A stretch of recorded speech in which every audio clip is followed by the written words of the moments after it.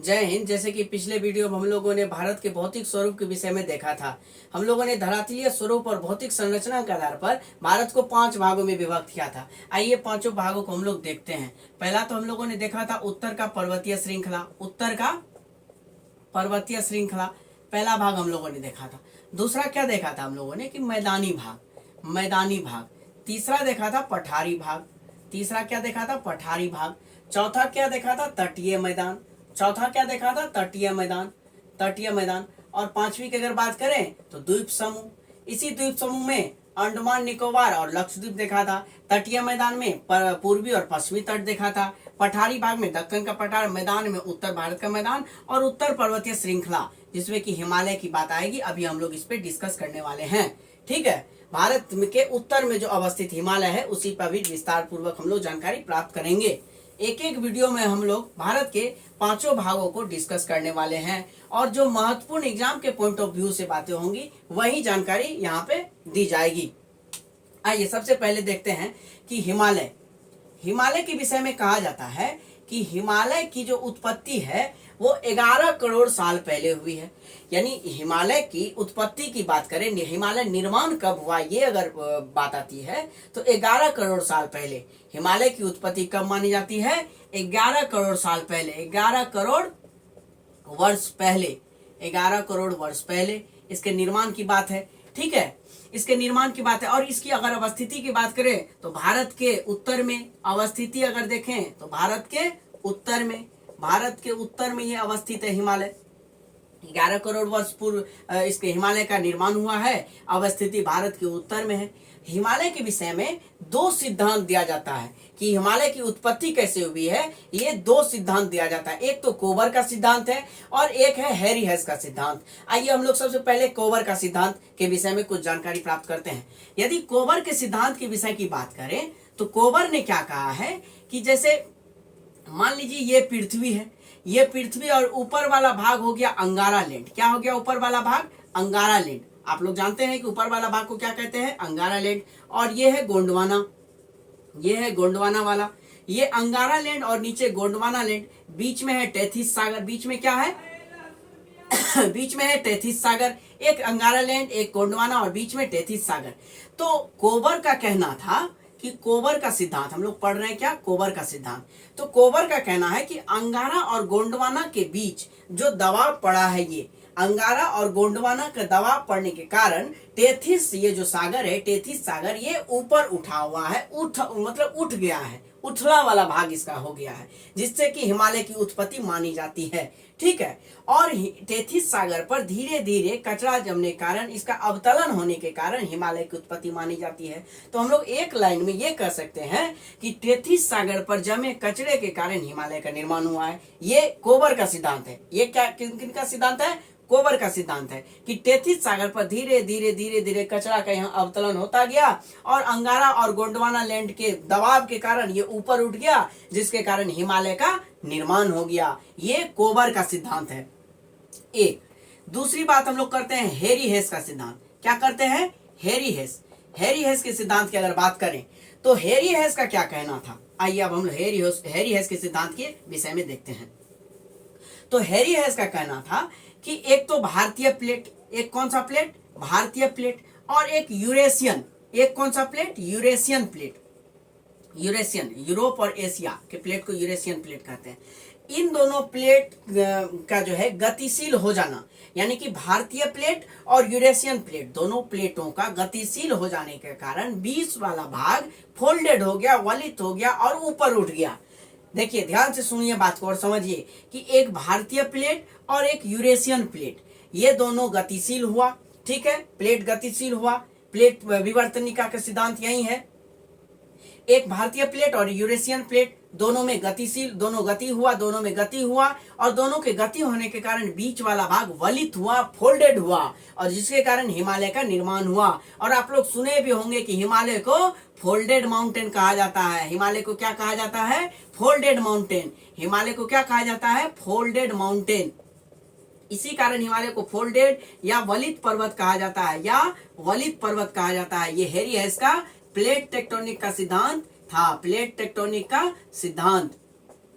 तो एक सिद्धांत हम लोगों ने देखा हैरी हेस, एक सिद्धांत हम लोगों ने देखा कोबर का। तो ये हिमालय से संबंधित सिद्धांत है। कोबर के सिद्धांत के विषय में भी मैंने आप लोगों को बताया और हैरी हेस के सिद्धांत के विषय में भी मैंने आपको बताया, जो कि कभी एग्जाम में पूछ लिए जाते हैं। आइए और कुछ जानकारी हम लोग देखते हैं। तो यदि हम हिमालय को उसके वलित के आधार पर, उसके वलय के आधार पर विभक्त करते हैं, तो हम लोग 4 भाग में हिमालय को विभक्त करते हैं, वर्गीकृत करते हैं। ये 4 भाग कौन कौन से हैं? एक है ट्रांस हिमालय, एक कौन सा है? ट्रांस हिमालय, एक कौन सा है? वृहद हिमालय, एक कौन सा है? वृहद हिमालय। इसी वृहद हिमालय को महान हिमालय, सर्वोच्च हिमालय या हिमाद्री कहते हैं। इसी बृहद हिमालय को महान, सर्वोच्च, जो महान होगा वो सर्वोच्च होगा। हिमाद्री, इसी को कहते हैं हिमाद्री। तो बृहद हिमालय को ही महान, सर्वोच्च और हिमाद्री हिमालय कहते हैं। एक हम लोग करते हैं मध्य हिमालय में। एक क्या विभक्त करते हैं? मध्य हिमालय में। ये पर्यटन की दृष्टि से काफी महत्वपूर्ण है, अभी हम लोग देखेंगे। और एक है यहाँ पे शिवालिक। एक कौन सा है? शिवालिक। यहाँ पे कहा जाता है कि शिव भगवान यही निवास करते थे। बाद में, पहले तो कैलाश पर्वत पे करते थे, बाद में यहाँ पे पार्वती माँ पार्वती के कहने पर यहाँ शिवालिक पे आए, जिसके कारण ये पर्वत शिवालिक कहलाया। भगवान शिव के निवास के कारण ऐसा कहा जाता है। ठीक है। और हिमालय का पदस्थली भी इसे कहा जाता है, हम लोग देखेंगे अभी। ठीक है। तो शिवालिक, तो 4 भाग हिमालय का कौन सा हो गया? ट्रांस हिमालय, वृहद, महान, सर्वोच्च। वृहद एक ही, इसी को कहते हैं, हिमाद्री को ही सब कुछ कहते हैं। एक हो गया मध्य हिमालय और एक हो गया शिवालिक। तो अब हम लोग ट्रांस हिमालय के विषय में कुछ 2-4 बातें जानते हैं, जो कि एग्जाम में काफी बार पूछ लिए जाते हैं। ठीक है। ट्रांस हिमालय कौन सा? ट्रांस हिमालय। ट्रांस मतलब क्या होता है कि एक साइड से बिल्कुल उस साइड चले जाना, यानी कि हेल जाना। जैसे कि नदी को एक साइड से दूसरे साइड कैसे हेल जाते हैं, उसी प्रकार से एक साइड से दूसरे साइड हेल जाना कोई भी चीज ट्रांस कहलाता है। ठीक है। जैसे कि रशिया में एक ट्रांस साइबेरियन रेलवे है, जो कि एक साइड से रशिया को, साइबेरिया को मतलब हेल के दूसरे साइड चल जाता है, तो वो ट्रांस साइबेरियन हो गया, है ना। जैसे साइबेरिया को हेल गया तो साइबेरियन हो गया, तो ट्रांस साइबेरियन। इसी तरह से हिमालय को हेल गया तो ट्रांस हिमालय। ठीक है। यहाँ पे हो गया क्या? ट्रांस हिमालय। ट्रांस हिमालय के विषय में कहा जाता है कि इसकी औसत ऊंचाई की अगर बात करें तो 6000 मीटर है। 6000 मीटर है। 6000 मीटर क्या है औसत ऊंचाई? 6000 मीटर। और एक बात आप लोग यहाँ पे नोट कर लेंगे कि हिमालय की अगर हम लोग चौड़ाई की बात करें तो 900 किलोमीटर है। हिमालय की चौड़ाई कितनी है? 900 किलोमीटर। और लंबाई की बात करें तो 2500 किलोमीटर है। हिमालय की चौड़ाई हो गई 900 किलोमीटर और लंबाई 2500 किलोमीटर। ये आप लोग नोट कर लेंगे। ठीक है। आइए, ट्रांस हिमालय 6000 मीटर इसकी औसत ऊंचाई है। ठीक है, ये बात तो समझ गए हम लोग। आगे बढ़ते हैं। ट्रांस हिमालय में कुछ प्रमुख पर्वत श्रेणियां पाई जाती है। ट्रांस हिमालय में कुछ प्रमुख पर्वत श्रेणियां पाई जाती है। जैसे कि हिमालय का अगर 4 भाग करें तो एक ये, जैसे कि मान लीजिए ये ट्रांस हिमालय हो गया, ये वृहद हिमालय हो गया, ये मध्य हिमालय हो गया और ये शिवालिक हो गया। तो ये जो ट्रांस हिमालय है ये उस साइड है, हिमालय भारत के उस साइड में ट्रांस हिमालय। इसमें जो कुछ पर्वत श्रेणियां पाई जाती है, जैसे कि काराकोरम, लद्दाख, जास्कर, पीर पंजाल, तो ये सब कुछ इसमें पर्वत श्रेणियां पाई जाती है। कौन कौन से पर्वत श्रेणियां पाई जाती है इसमें? तो एक पाया जाता है इसमें काराकोरम। एक कौन सा पाया जाता है? काराकोरम, लद्दाख, जास्कर और पीर पंजाल। तो काराकोरम, लद्दाख, जास्कर और पीर पंजाल।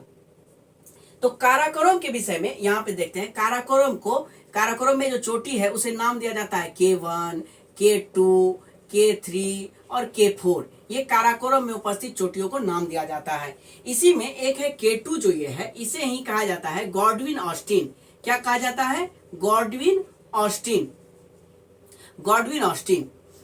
ऑस्टिन जो है इसकी ऊंचाई है 8611 मीटर। 8611 मीटर, जो कि भारत की सर्वोच्च चोटी है। ये गॉडविन ऑस्टिन जो है भारत की सर्वोच्च चोटी है, जो कि अवस्थित तो पीओके में है। हालांकि अभी मतलब अधिकृत पाक ऑक्यूपाइड कश्मीर में ये अभी अवस्थित है गॉडविन ऑस्टिन, इसलिए भारत की कहा जाता है। जिस दिन हम लोग कश्मीर को ले आएंगे उस दिन भारत में कहा जाएगा, और भारत का ऑब्वियसली कश्मीर तो है ही। ठीक है। तो गॉडविन ऑस्टिन ये 8611 मीटर। K2 यहाँ पे गॉडविन ऑस्टिन, इसी में K4 है, इसको गैसर ब्रूम नाम दिया जाता है। आप लोग नॉलेज के लिए इसको नोट कर लेंगे, गैसर ब्रूम। K4 का नाम है गैसर ब्रूम, ये K2 का नाम है गॉडविन ऑस्टिन। भारत की सर्वोच्च चोटी, भारत में नहीं, भारत की सर्वोच्च चोटी 8,611 मीटर। ठीक है, आगे बढ़ते हैं हम लोग। ये काराकोरम जो है, इसे जो है भारत की रीढ़ कहा जाता है, एक तरह से एशिया की रीढ़ कहा जाता है, एशिया की रीढ़ कहा जाता है इसे। ठीक है, काराकोरम को। आगे बढ़ते हैं हम लोग। काराकोरम श्रेणी में हम लोगों ने देख लिया कि कैसे K1, K2, K3, K4 Godwin Austen 8,611 metre. और काराकोरम में कुछ बहुत ज्यादा ऊंचाई होने के कारण इसमें ग्लेशियर पाए जाते हैं। काराकोरम में बहुत ज्यादा ऊंचाई के में अवस्थित होने के कारण जो है इसमें ग्लेशियर पाए जाते हैं। ग्लेशियर कौन से? ग्लेशियर मतलब क्या होता है कि बर्फ का बहुत बड़ा बड़ा टीला है ना, बहुत बड़का बड़का, एकदम बहुत बड़का बड़का, एकदम पत्थर के जैसा, एकदम खूब बड़का बड़का। ठीक है, आइए काराकोरम सबसे बड़का जो इसमें पाया जाता है ग्लेशियर, उसका नाम है सियाचिन। क्या नाम है? सियाचिन।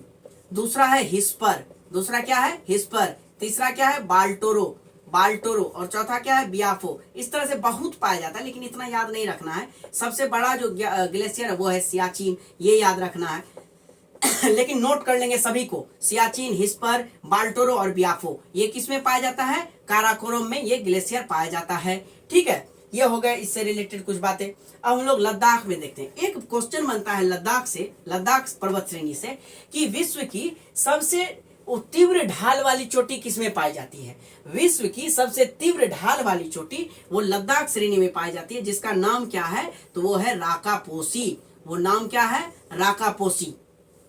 विश्व की सबसे तीव्र ढाल वाली चोटी किसमें पाई जाती है? लद्दाख श्रेणी में, और उसका नाम क्या है? राकापोसी। चलिए, एक बात इसमें काराकोरम में रह गया कि ये इसका पश्चिमी विस्तार जो है इसका पामीर की गांठ में जाके मिल जाता है, पामीर की गांठ में जाके। जैसे कि पामीर की गांठ।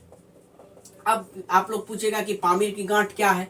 तो जैसे यहाँ पे हिंदू कुश पर्वत है, यहाँ पे कुल्लू निशान, तियनसान पर्वत है। हम लोग एक वीडियो में सिर्फ पर्वत के विषय में ही देखेंगे, विश्व के पर्वत, भारत के पर्वत है ना, एक एक करके देखेंगे। तो अभी आप लोगों को समझ नहीं आ रहा होगा कि ये हिंदू कुश, ये कुल्लू निशान।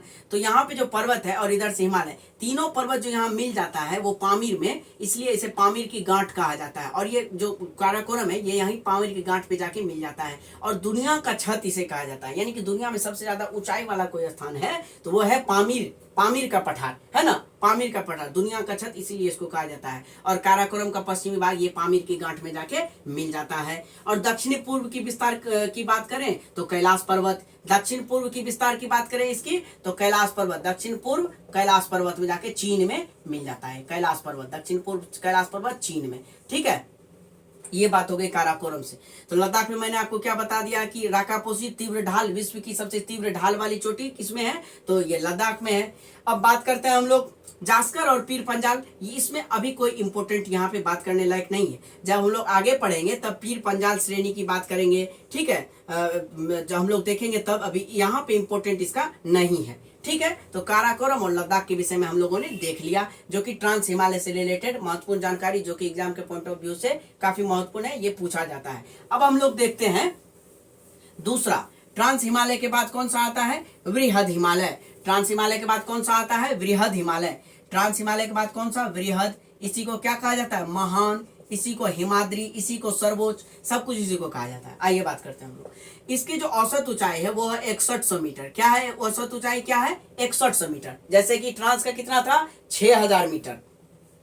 तो 6100 मीटर जो इसकी ऊंचाई है, ये बृहद महान हिमालय का, इसका पश्चिमी विस्तार की अगर बात करें तो ये पाकिस्तान में पड़ता है, जिसे कि क्या कहा जाता है? नंगा पर्वत। क्या कहा जाता है? नंगा पर्वत। पाकिस्तान में इसका विस्तार है, और क्या कहा जाता है इसको? नंगा पर्वत, है ना। नंगा पुंगा पाकिस्तान की तरह ये पर्वत का भी नाम यहाँ पे नंगा हो गया है, हालांकि ये कोई नहीं, सिर्फ नाम पड़ा है नंगा पर्वत, ये पाकिस्तान में पड़ गया। ठीक है, अगर पूर्वी विस्तार की बात करें हम लोग तो नामचा बरवा, कहाँ पे? अपना अरुणाचल प्रदेश। पूर्वी विस्तार की बात करें तो कहाँ पे है? नामचा बरवा। ये कभी कभी पूछ लिया जाता है, कभी कभी ऐसा पूछ लिया जाता है, बताइए नामचा बरवा की अवस्थिति बताइए। 4 स्टेट दे दिए जाएंगे आपको, पूर्वी पश्चिमी ये भी दे दिया जाएगा, कभी कभी दिशा भी दे दिया जाता है, बताइए किधर विस्तार है? तो पूर्वी विस्तार है नामचा बरवा का, पूर्वी विस्तार अरुणाचल प्रदेश में। ठीक है, अरुणाचल प्रदेश में।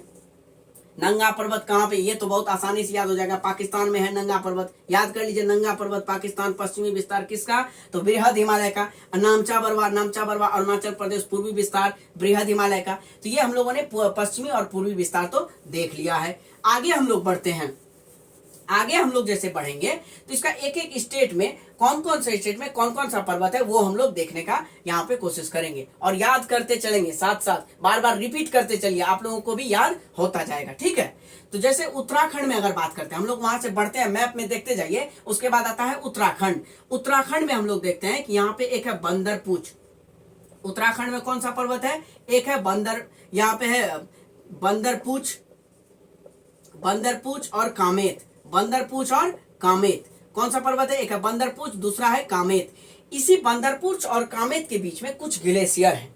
कौन कौन से ग्लेशियर है, आप लोग नाम तो सुने होंगे, ठीक है। गंगोत्री, कौन सा ग्लेशियर है, गंगोत्री, यमुनोत्री, है ना, केदारनाथ, केदारनाथ, बद्रीनाथ, केदारनाथ, बद्रीनाथ, और एक है त्रिशूल, और एक कौन सा है, त्रिशूल। तो ये सब ग्लेशियर हैं, कौन सा, गंगोत्री, यमुनोत्री, केदारनाथ, बद्रीनाथ, त्रिशूल, ये सब ग्लेशियर हैं जो कि कहाँ पाए जाते हैं, ये बृहद हिमालय में, उत्तराखंड में बंदरपूछ और कामेत पर्वत के बीच में गंगोत्री, यमुनोत्री, केदारनाथ, बद्रीनाथ, त्रिशूल ग्लेशियर पाए जाते हैं। ये ग्लेशियर से ही कुछ नदी वगैरह निकलते हैं। हम लोग एक स्पेशल वीडियो में सिर्फ नदी का ही उद्गम और मुहाना देखेंगे, जो किस स्टेट में कितनी लंबी नदी बहती है, कौन सी नदी, गंगा नदी, गोदावरी, कृष्णा, कावेरी, तो बहुत सारी नदी के विषय में हम लोग एक वीडियो में स्पेशल देखेंगे।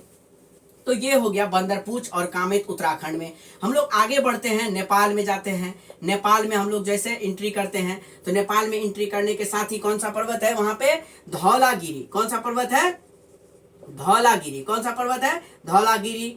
अन्नपूर्णा, धौलागिरी के बाद है अन्नपूर्णा, अन्नपूर्णा के बाद कौन सा है, मनसालू, मनसालू के बाद कौन सा है, गौरी शंकर, गौरी शंकर, गौरी शंकर के बाद कौन सा है, छुयू, छोयो, उसके बाद कौन सा है, मैकालू, मैकालू, मैं अभी आप लोगों को याद करवा दूंगा, आप लोग टेंशन नहीं लीजिए, मैकालू। उसके बाद कौन सा हो गया, यहाँ पे हो गया mount Everest, mount Everest, mount Everest जो कि विश्व की सबसे ऊंची चोटी है। सबसे पहले चढ़ने वाली महिला कौन है, भारत की बछेंद्री पाल है 1984 में, ठीक है। माउंट एवरेस्ट की ऊंचाई कितनी है, तो 8,848 मीटर, कभी कभी यहाँ पे 8,850 मीटर भी दे दिया जाता है, ठीक है। तो इसलिए कंफ्यूज नहीं करना है, 8,848 मीटर और 8,850 मीटर में ऑप्शन में कोई एक ही रहेगा, ठीक है।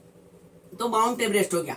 माउंट एवरेस्ट को नेपाल में क्या कहा जाता है, यहाँ पे मैं लिख देता हूँ, ठीक है। माउंट एवरेस्ट को नेपाल में सागर माथा कहा जाता है। क्या कहा जाता है, सागर माथा कहा जाता है। तिब्बत में इसको चोमलुंगमा कहा जाता है।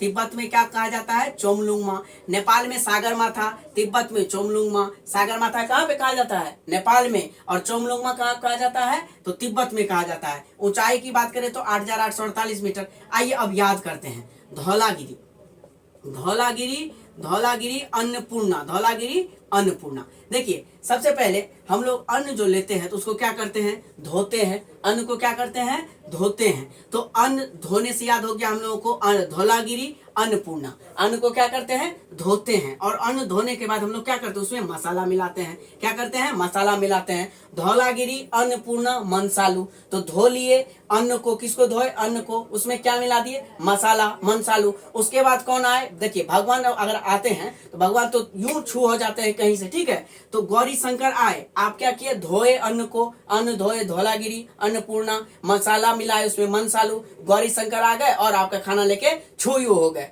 गायब हो गए, ठीक है। धौलागिरी, अन्नपूर्णा, मनसालू, गौरी शंकर, छोयू, और छोयू होके मैकालू। वहां पे हो गया क्या, मैकालू। तो गौरी शंकर, छोयू हो गए और मैकालू हो गए। तो कितना आसानी से आप लोग याद कर लिए कि धौलागिरी, धौलागिरी, अन्नपूर्णा, अन्नपूर्णा, मनसालू, मसाला मिलाए, मनसालू, गौरी शंकर आए, गौरी शंकर लेके छुयू हो गए और जाके पर्वत पर बैठ के, माउंट एवरेस्ट पर बैठ के खा लिए, ठीक है। माउंट एवरेस्ट पर बैठकर खा लिए। और माउंट एवरेस्ट की ऊंचाई कितनी है, 8,848 मीटर। तो ये हो गया नेपाल से संबंधित। जिसको नेपाल में सागर माथा, तिब्बत में चोमलुंगमा। चोमलुंगमा के अगर मतलब की बात करें तो पर्वत की देवी होता है। अगर कभी कभी ऐसा पूछ लिया जाता है चोमलुंगमा का मतलब क्या होता है, तो पर्वत की देवी, ठीक है।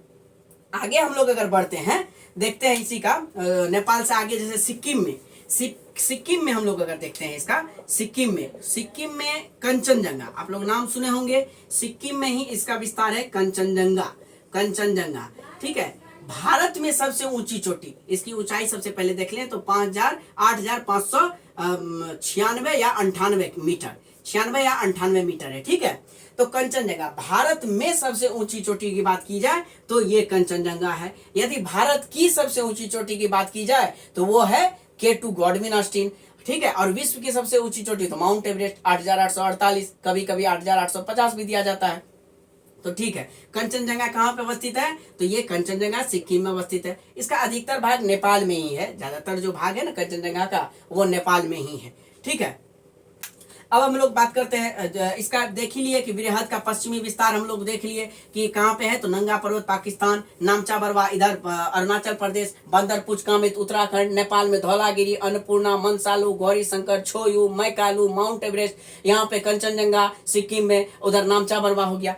तो अब हम लोग जैसे ही आगे बढ़ते हैं वृहद हिमालय महान हिमालय से, तो एक है यहाँ पे मध्य हिमालय कुछ इससे खास है नहीं, ये 3,000 मीटर लगभग है। कोई कोई बुक में जो है 3500 से 4500 मीटर भी इसकी ऊंचाई दी गई है। ठीक है, तो आप लोग को कंफ्यूज बिल्कुल नहीं होना है, 3500 से 4500 मीटर इसकी ऊंचाई दी गई है। बेसिकली ये पर्यटन के लिए जाना जाता है, यहाँ पे लोग घूमने फिरने के लिए जाते हैं। ठीक है, जैसे कि इसी में पीर पंजाल और धौलाधार जो श्रेणी इसी में आता है, पीर पंजाल वगैरह। जैसे कि यहाँ पे उत्तराखंड में यहाँ इस पे जो घास हो जाता है, बर्फ जम जाता है, वहां पे घास हो जाता है, उसको मर्ग, गुलमर्ग, सोनमर्ग, और उत्तराखंड में हो जाता है तो उसको प्यार कहते हैं, बुलगयार या प्यार कहते हैं। रानीखेत वगैरह जो है, रानीखेत हो गया आपको, और घूमने वाला जितना भी इलाका है, रानीखेत तो उत्तराखंड में हो गया, और इसी तरह से गुलमर्ग, सोनमर्ग हो गया पर्यटन स्थल। तो जितना भी पर्यटन स्थल है वो मध्य हिमालय में ही अवस्थित है। अब हम लोग नेक्स्ट वीडियो में देखेंगे शिवालिक के विषय में, और इससे आगे जो मैदानी भाग है उसके विषय में, नहीं तो वीडियो बहुत ज्यादा लंबा हो जाएगा। अब हम लोग मिलते हैं नेक्स्ट वीडियो में, तब तक के लिए जय हिंद।